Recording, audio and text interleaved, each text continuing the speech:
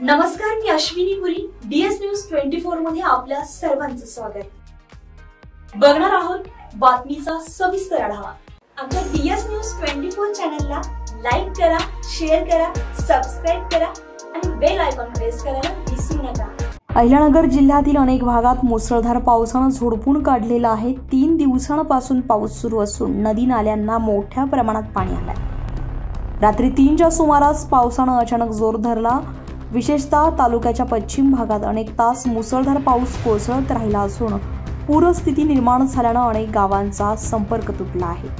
विशेषतः शेवगाव पाथर्डी तालुक्यातील काही भागांमध्ये ढगफुटी सदृश पाऊस झालाय.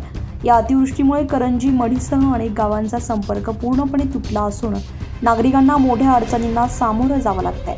अनेक ठिकाणी घरांमध्ये पाणी शिरल्याने लोकांनी झाडांवर आसरा घेतलाय. जनावरे पाण्याच्या प्रवाहात वाहून गेल्याची धक्कादायक माहिती समोर आली आहे. या पावसामुळे शहरी आणि ग्रामीण भागातील जनजीवन विस्कळीत झालंय. तसेच पाथर्डी शहरात अक्षरशः पूर परिस्थिती निर्माण झाली आहे. कसबा विभागातील खोलेश्वर मंदिर, तपनेश्वर मंदिर परिसर या ठिकाणी पाणी वाढलेलं आहे. आमराई मंदिराला पाण्याचा वेढा बसलेला आहे.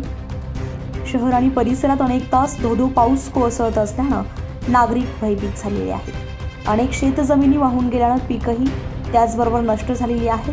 अनेक शेतजमिनीमध्ये पाणी साठून आहे, तर शेतकऱ्यांचं मोठं नुकसान या पावसामुळे झालेलं आहे. DS न्यूज 24 साठी अश्विनी पुरी, पाथर्डी. अशाच नवनवीन घडामोडी पाहण्यासाठी पाहत रहा DS न्यूज 24. तोपर्यंत मी अश्विनी आपली रजा घेते. नमस्कार.